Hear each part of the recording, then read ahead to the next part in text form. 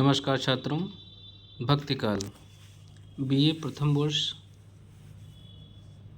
BA प्रथम semester के minor विषय के रूप में जिन भी बच्चों ने हिंदी लिया है, जहां परीक्षा के समय में और अन्य विषयों के पढ़ने के समय में छात्र के पास अधिक समय नहीं रहता है, तो वो किस प्रकार से माइनर विषय का शीघ्र अध्ययन करे या शीघ्र अच्छे अंक प्राप्त करे, उसके कुछ समाधानों के रूप में हमने ये वीडियो बनाए हैं।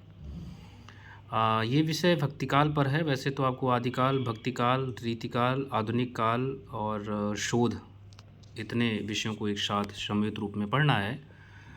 तो जैसे जैसे वीडियो आता जाएगा आपको कुछ न कुछ प्राप्त होता जाएगा। और आज एक हमें नोट्स प्राप्त हुआ था। इस नोट से मैंने एक भक्तिकाल का विस्तार कह सकते हैं, संक्षिप्त कह सकते हैं, स्वरूप आपको मिला, जिसमें से कम गहनता से समझा जाएगा या पढ़ा जाएगा। तो इसमें हम लगभग 10 से अधिक प्रश्न प्राप्त करेंगे, जिसमें 75 में से अगर 10 क्वेश्चन इसमें से आ जाते हैं तो ये बहुत अच्छी बात होती है। तो हम देखते हैं कि भक्तिकाल की शुरुआत जो होती है, आचार्य रामचंद्र शुक्ल जिन्होंने हिंदी साहित्य का इतिहास लिखा था, उस हिंदी साहित्य के इतिहास में उन्होंने जो है, आपके लिए एक लेखनी की आवश्यकता पड़ेगी। हाँ, तो उन्होंने एक लिखा किताब हिंदी साहित्य का इतिहास, और हिंदी साहित्य के इतिहास में उन्होंने आदिकाल का जो समय है वो बताया उन्होंने 1050 से जो है 1050 से 1375।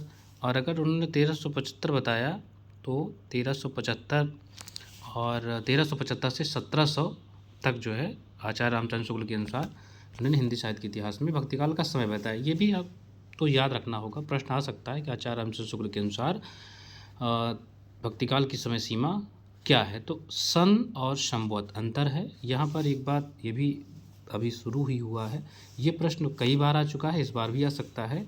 सन और संवत, ठीक है छात्रों। तो संवत में अंतर जो होता है वो 57 साल का फ़र्क होता है।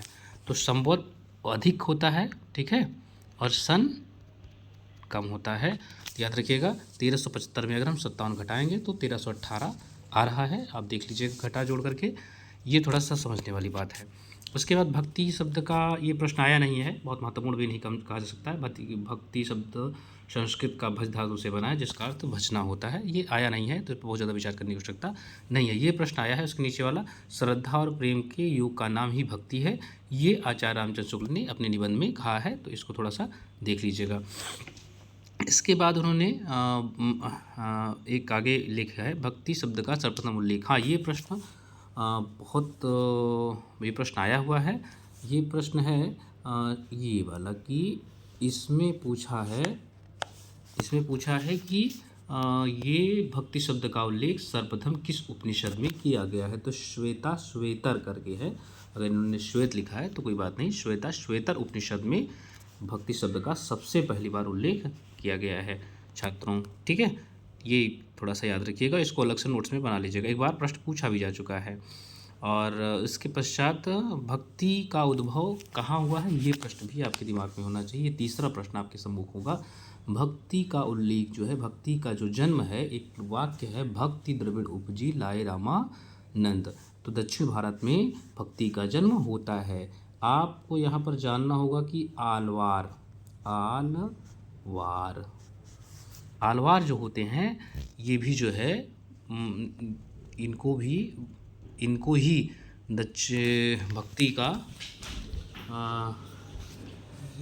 भक्ति का जन्मदाता माना जाता है दक्षिण भारत में।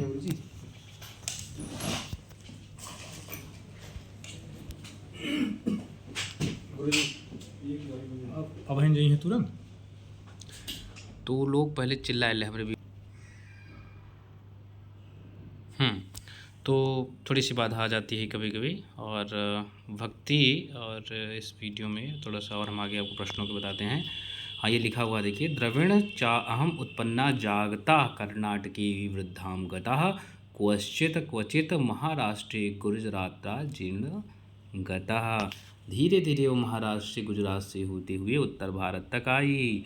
द्रविण चाहम उत्पन्ना, द्रविण में ही इसका जन्म हुआ और कर्नाटक में ये वृद्धि को प्राप्त करती है, कर्नाटक में इसका विकास होता है। धीरे धीरे ये महाराष्ट्र में नामदेव और बाकी होते हुए ये जो है मीराबाई के और सबके होते हुए ये आती है कहाँ पे, ये आती है उत्तर भारत में। ठीक है छात्रों, अब मैं थोड़ा सा और आगे चलता हूँ। यहाँ पर मैं आपको और बता देना चाहूँगा, यहाँ मैं आपको और बताऊँगा कि भक्ति काल के लिए, भक्ति काल के अन्य नाम, जैसे भक्ति काल के नाम में विवरण दिया गया है कि भक्ति काल का जो स्वर्ण युग है, ठीक है छात्रों, उसे स्वर्ण युग कहा जाता है, उसे स्वर्ण काल भी कहा जाता है। किसने कहा, ये प्रश्न वैसे तो हाँ अगर आपसे पूछा जा सकता है कि एक प्रश्न जो बनना चाहिए कि पहली बार भक्ति काल को स्वर्ण काल किसने कहा, तब इनका नाम आएगा। जॉर्ज अब्राहम ग्रियर्सन, स्वर्ण युग श्याम सुंदर दास आएगा। कलात्मक उत्कर्ष का काल पृथ्वीनाथ, ये प्रश्न उतना महत्वपूर्ण नहीं है आपके लिए। एक नई दुनिया, ये भी आपके लिए महत्वपूर्ण नहीं है, बस आप समझ लीजिए, जानने के लिए आपके लिए पास होना चाहिए डाटा। और उसके पश्चात जो है भक्ति आंदोलन के उदय के कारण, देखिए बहुत सारे कारण और तरीके बताए गए हैं कि ये कारण रहा होगा, वो कारण रहा होगा, लेकिन हम कुछ पर विचार कर सकते हैं। प्रश्न बना भी है और बन भी सकता है कि क्या कारण रहा। तो जो है भक्ति का जन्म जो है, भक्ति आंदोलन का जन्म जो है मुस्लिम आक्रमणकारियों का देन है। किसने कहा था, मुस्लिम, मतलब भक्ति का जन्म है मुस्लिम आक्रांताओं से हुआ, तो उनको शुक्ल जी ने ये बात कही। अरब के जो देश के लोग आए थे उनसे ताराचंद ने कहा, बहुत प्रसिद्ध व्यक्ति हैं। भारतीय राजाओं की पराजय और हताशा का परिणाम है डॉक्टर राम कुमार वर्मा, जिन्होंने आदिकाल को शुद्ध सामंत काल कहा इन्होंने, ठीक है। और उसके बाद इन्होंने राम कुमार वर्मा ने कहा, और हिंदू जनता की पराजित मनोवृत्ति का परिणाम है बाबू गुलाब राय के अनुसार ये बात आती है कि इन्होंने कहा। इसके पश्चात हम थोड़ा सा और आगे देखते हैं, दक्षिण भारत में भक्ति करने वाले कवियों की शाखाएं। ये बहुत ज़्यादा महत्वपूर्ण नहीं है, लेकिन मैं यहाँ पर एक चीज़ आपको बताऊँगा। अगर आप कॉपी लेकर बैठे होंगे तो मैं आपको बहुत इम्पोर्टेंट चीज़ बताने वाला हूँ कि एक प्रश्न आया था और फिर आ सकता है। ये मैंने कक्षाओं में भी बताने का प्रयास किया है कि भक्ति काल में जो है आलवार जो है केरल, ठीक है। राइटिंग इसलिए ख़राब है क्योंकि यहाँ से लिखा जा रहा है और अंगुलियों से लिखा जा रहा है, तो राइटिंग थोड़ी सी नहीं सही है। पेन का प्रयोग बाद में किया जाएगा। अभी आप समझिए, केरल में आलवार आए और आलवारों की संख्या कितनी थी छात्रों, 12। और आलवार कौन थे, मतलब किस भगवान को मानते थे, शिव को मानते थे कि विष्णु को मानते थे कि राम को मानते थे। कुल मिलाकर के राम के अनेक स्वरूपों को मानते थे, लेकिन अंततः अगर मैं कहूँ ये पूर्णतः जो है ये वैष्णव थे। तो आप अपनी कॉपी में वैष्णव लिख लीजिएगा, वैष्णव। उसके बाद नैनार, आलवार कितने थे ये भी प्रश्न बनेगा। आलवार 12 संख्या थी, पेपर में आया भी है। अगला प्रश्न है इसी में नैनार या नयन मार करके है, ऐसे करके दो नाम इनके, 63 इनकी संख्या है। और ये क्या थे, ये शैव थे। शैव उन्हें कहा जाता है जो शिव की उपासना करते हैं, वैष्णव उन्हें कहा जाएगा जो भगवान विष्णु की उपासना करते हैं। इनकी संख्या आप पढ़ लीजिएगा, संख्या बहुत ही ज़रूरी है, पेपर में पूछा गया है, तो इतना थोड़ा सा ध्यान रखिएगा आप लोग। और ये देखिए यहाँ पर थोड़ा सा जो है लिखा गया है कि ईश्वर की भक्ति में तमिल भाषा, इसमें बहुत ज़्यादा वजन नहीं है। इसमें एक ये कठिन प्रश्न हो सकता है आपके लिए, आपके स्तर का नहीं है, लेकिन जानने के योग्य है कि आंदाल या अंडाल नाम की महिला थी और बाकी 11 लोग पुरुष थे, ठीक है। आंडाल का विवाह रंगनाथ से हुआ था, जो 12 भक्तों में से एक थे, भगवान विष्णु और उनके उपासक थे। आलवार 9वीं शताब्दी में केरल में थे, इतना जानने की आवश्यकता है। नैनार या नैनार, तो नैनार तमिल भाषी थे और इनकी संख्या 63 थी। मैंने संख्या बता ही दी थी आपको। 7वीं से 8वीं शताब्दी का समय था। एकमात्र महिला नैनार जिसका जो करिकल अमैयर था, ठीक है छात्रों। ये दोनों चीज़ आप व्यवस्थित लीजिए और ये बहुत ही ज़रूरी है और मैं उम्मीद करता हूँ कि आप लिखेंगे। और जो है इसी के पश्चात जो है एक और जो आपको समझने लायक है वो अंदाल के बारे में आपको लिखना है, तो आप लोग अवश्य लिख लीजिएगा। दक्षिण भारत से उत्तर भारत की ओर भक्ति ले जाने का श्रेय, मैंने अभी एक लाइन कही थी, अगर आपको सुनाई दिया होगा तो, भक्ति द्रविड़ोपजी लाए रामानंद। तो रामानंद का नाम जो है बार बार आ रहा है, तो इनको जान लीजिए कि यही है, और ये लाइन लिखी भी है, भक्ति द्रविड़ोपजी लाए रामानंद, कबीर ने प्रकट किया सात दीप नौखंड। ये जो सात दीप है ना, सात कहा जाता है ना, महादीप सात होते हैं, तो और नौखंड, तो नौखंड की बात की गई है, उस पर हम बाद में बात करेंगे।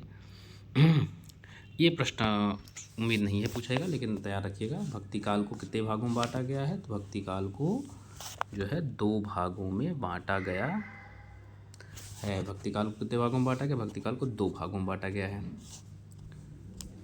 ठीक है, कौन सा, सगुण और निर्गुण। पहले निर्गुण आता है फिर सगुण आता है, ये बात सही है, इसमें एकदम सही लिखा हुआ है, कोई समस्या की बात नहीं है। और निर्गुण को भी 2 भागों में बांटा गया, संत काव्य धारा और फिर इसके बाद सूफी काव्य धारा। संत काव्य धारा को ज्ञानाश्रयी कहा, सूफी काव्य धारा को प्रेमाश्रयी कहा, और ये ज्ञानाश्रयी प्रेमाश्रयी भी स्मृति में आएगा तो बता दूंगा। मुझे लगता है कि ये राम कुमार वर्मा या शुक्ल जी के द्वारा कहा गया है, राम भक्ति शाखा और कृष्ण भक्ति शाखा, रामाश्रयी कृष्णाश्रयी शाखा। ठीक है, जिन भक्त कवियों ने जन्म अनादि अगोचर मान करके उपासना की और निर्गुण भक्ति कहलाई, सब आपको जानने लायक है। संत काव्यधारा, ये मैंने बताया था, संत काव्यधारा कहा था डॉक्टर राम कुमार वर्मा ने, और ये आप नोट कर लीजिएगा, प्रश्न के भौतिक प्रश्नों में ये पूछा जा सकता है कि संत काव्यधारा किसने कहा और ज्ञानाश्रय किसने कहा, ये बिल्कुल आप नोट कर लीजिएगा, आपके काम का है। और उसके पश्चात जो है ये जो जीवन का एक पैटर्न दिया गया, इसमें से कुछ के नाम आपको तैयार होने चाहिए, जैसे कि रैदास तैयार कर लीजिए, कबीर तैयार करिए, 1388 है, और ये कबीर का 1398 में है, दोनों एक साथ मृत्यु हुई, लेकिन जन्म 10 साल का फ़र्क है। इसके बाद गुरु नानक का पढ़ लीजिएगा, ठीक है, और दादू दयाल का पढ़ लीजिएगा, मलुकदास का पढ़ लीजिएगा, और इसके पश्चात जो है आप पढ़ लीजिएगा सुंदरदास का। प्रश्न ऐसे भी पूछे जा सकते हैं कि निम्नलिखित में से कौन है जो संत काव्यधारा के कवि नहीं है या हैं, जैसे प्रश्न होगा आपके सम्मुख होगा। हाँ, यहाँ पर इनकी भाषाएं क्या थी, ये पर थोड़ा सा मैं विचार करना अवश्य चाहूँगा। सदुक्कड़ी भाषाएं थी और मुक्तक रचनाएं थी। इनका उद्देश्य कविता करना नहीं था, इनका उद्देश्य समाज के सुधार का प्रयास करना। निर्गुण उपासक थे, एक ईश्वरवादी, एक ईश्वर की बात करते थे, सबका मालिक एक ही बात करते थे, और मोह माया की निंदा, जाति प्रथा का विरोध करते थे, और वह आडंबरों का विरोध करते थे। बहुत सारी लाइनें हैं, उस पर हम विचार अभी नहीं करेंगे और ना ही वो के काम की हैं। और आदि संत, ठीक है, आदि संत विवाहित थे और दलित वर्ग के थे, गृहस्थ जीवन के प्रति आदत था, और घरेलू प्रतीकों का प्रयोग करते थे, उल्टवासियों का, जिसमें कबीर आप बहुत अच्छे तरीके से उनकी उल्टवासी को देखेंगे। प्रश्न शायद बन जाए कि उल्टवासी का प्रयोग कौन करता था, तो अगर संत रहेगा तो ठीक लिखिएगा, और अगर कबीर रहेंगे तो वो भी लिखिएगा। ठीक है, इतना आप कर लीजिएगा। सूफी काव्यधारा प्रेमाश्रयी आप वहाँ भी देख लीजिएगा। संत काव्यधारा राम कुमार वर्मा, सूफी काव्यधारा राम कुमार वर्मा, प्रेमाश्रयी और ज्ञानाश्रयी आचार्य रामचंद्र शुक्ल की है। इतना आप अवश्य देख लीजिएगा छात्रों, और इसमें कुछ भी जानने लायक नहीं है। ठीक है, और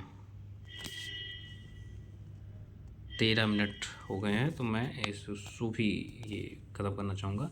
सूफी का शब्द की उत्पत्ति, सूफ शब्द से ये प्रश्न बन सकता है कि सूफी शब्द की उत्पत्ति बहुत सामान्य तरीके से समझने का प्रयास करूँ छात्रों।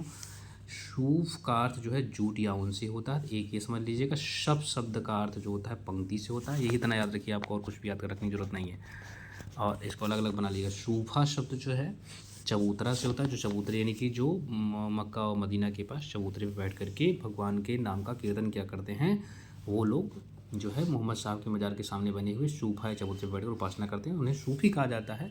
जो उस तरह का शॉल पहनते हैं या उस तरह का ऊन पहनते हैं, तो उस तरह, लेकिन शफ जो पवित्र आत्मा वाले व्यक्ति हैं उनको भी सूफी कहा जाता है। और एक आता है कि सूफिया, एक शब्द है, इसमें दिया नहीं गया है तो कोई बात नहीं। सूफिया यानी जो विद्या जिनको प्राप्त हो गई है, तो उस सूफिया से भी जिनको विद्या ईश्वर का ज्ञान हो गया है वो लोग भी जो है सूफ़ी कहलाते हैं, जिसमें जायसी, कुतुबन, मंजन, मजा, अशाइत, नूर मोहम्मद और मुल्ला दाऊद। मुल्ला दाऊद की रचना जो है चंदायन, नूर मोहम्मद इंद्रावती, मलिक मोहम्मद जायसी की 3 रचनाएँ हैं, और नखरावट और आखिरी कलाम और पद्मावत है।